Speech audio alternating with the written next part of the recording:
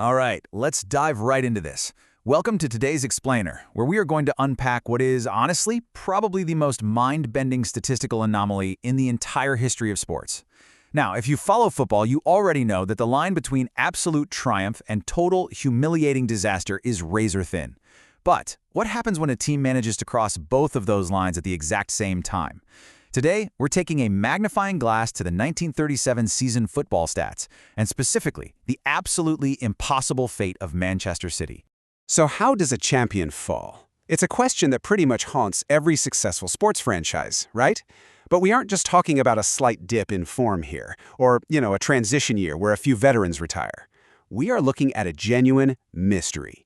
How can a team go from standing at the absolute, undisputed pinnacle of English football to experiencing a catastrophic, full-blown disaster in just 12 short months?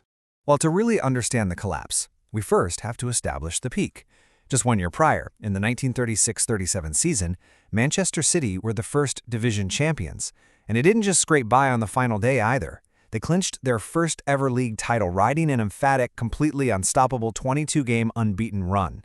They were literally the benchmark, the absolute gold standard of English football at the time. 80. Fast forward to the 1937-38 season, and Manchester City's attack was still absolutely firing on all cylinders. They scored an incredible 80 goals that season. And not only was that a massive tally, but it actually made them the leading goal scorers in the entire league. Think about that. Nobody, literally nobody, found the back of the net more often than the defending champions. But here is the bombshell. Are you ready for this? Despite scoring the most goals in the whole country, they finished 21st in the league out of 22 teams. With just 36 points to their name all season long, Manchester City were relegated to the second division. So this wasn't just a bad season. It created a bizarre historical anomaly that we call the double paradox. Manchester City became the only defending champions in the history of the English top flight to be relegated the very next season. And somehow even more baffling, they became the only top-tier side ever relegated while leading the division in goals scored. No way, right? This specific, absolute nightmare has never happened again in the English top flight. Section 1. Scoring goals, leaking goals. Let's do a quick autopsy here. How did the numbers actually explain this mess? Well, they certainly weren't lacking in offensive firepower, that's for sure. They had a wildly prolific attacking unit. You had Peter Doherty acting as the tip of the spear, bagging an incredible 23 league goals. Alongside him were the legendary Eric Brook and Alec Hurd. This unstoppable trio was the main engine generating those 80 goals. When they clicked, they were basically unplayable. But then, you look at the other end of the pitch, and you get absolute whiplash. 77. That is the number of goals Manchester City conceded that season. It's almost unbelievable. For every single brilliant, flowing, attacking move they put together, their defensive transition was nothing short of catastrophic. The whole team basically suffered from a fatal tactical imbalance under their manager, Wilf Wild.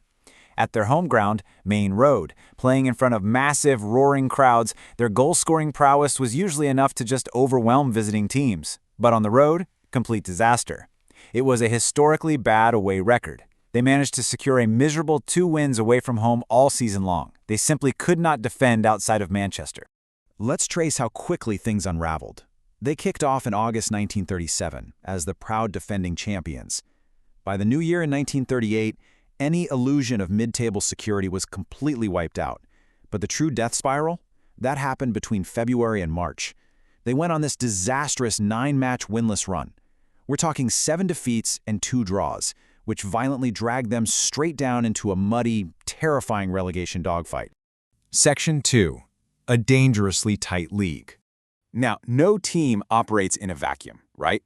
We have to zoom out and look at the wider context of the 1937-38 First Division to see just how razor-thin the margins were. Just marvel at the pure absurdity of these final standings. Arsenal won the entire league with 52 points. Manchester City and West Bromwich Albion were relegated at the absolute bottom with 36 points. Just pause and think about that for a second.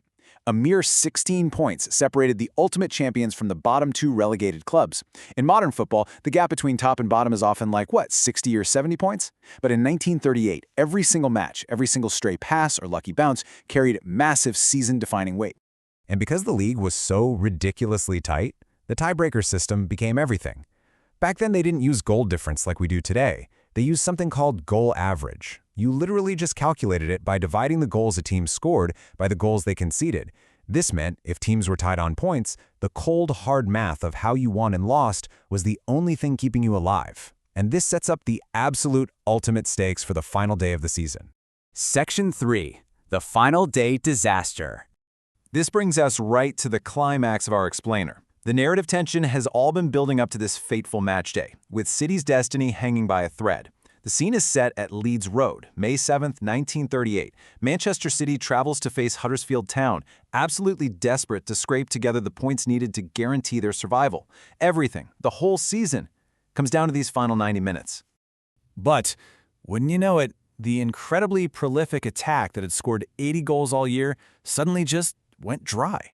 City suffered a heartbreaking, incredibly tense 1-0 defeat on the pitch that afternoon.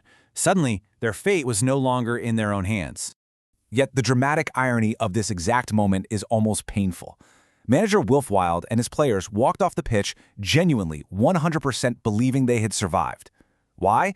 Because they had scored so many goals throughout the year, Wild looked at that goal average tiebreaker and thought, we are safe. They actually went into the dressing room patting themselves on the back, thinking their spectacular attacking stats had been their ultimate shield. But out across the rest of the country, the walls were rapidly closing in. When you look at the 1937 season football stats for that final day, there's one last, incredibly cruel twist. Every single team around City in the relegation dogfight managed to pull off a crucial home victory. Grimsby Town won, Portsmouth won, Birmingham won, Stoke City won. Literally the worst-case scenario. The math was completely devastating.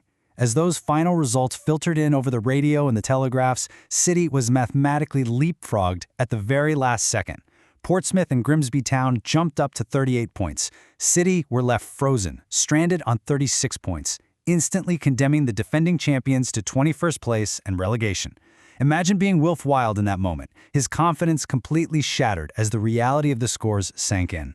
Section 4. The Manchester Power Shift. Now, why this matters goes far, far beyond just one bad year for one club. This specific relegation triggered a massive butterfly effect that changed the sport forever. The contrast between the two Manchester clubs before 1938 was stark. City was the undisputed powerhouse of the town, pulling in massive attendances, absolute heavyweights of the game. Across town, Manchester United were languishing in the second division, literally teetering on the brink of complete bankruptcy. The City unquestionably belonged to the blue half.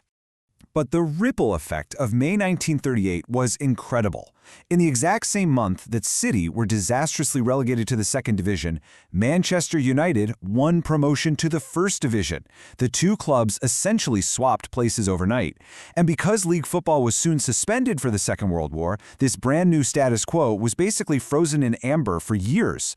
When top-flight football finally resumed post-war, United were the sole first division club in Manchester. That incredible stroke of timing paved the way for them to absolutely dominate under the legendary Matt Busby. City's collapse literally kicked open the door for United's empire to begin. So, what you should really take away from this explainer is that football is a wildly delicate ecosystem, where scoring the most goals means absolutely nothing if the structure behind it is broken. The 1937-38 season remains an impossible, almost mythical statistical paradox. So I'll leave you with this final thought. With today's hyper-analyzed tactics, billionaire owners, and massive financial safety nets, could a champion ever fall this hard and this fast again? Thanks so much for joining me on this deep dive, and remember, always keep questioning the numbers you see on the pitch. See you next time.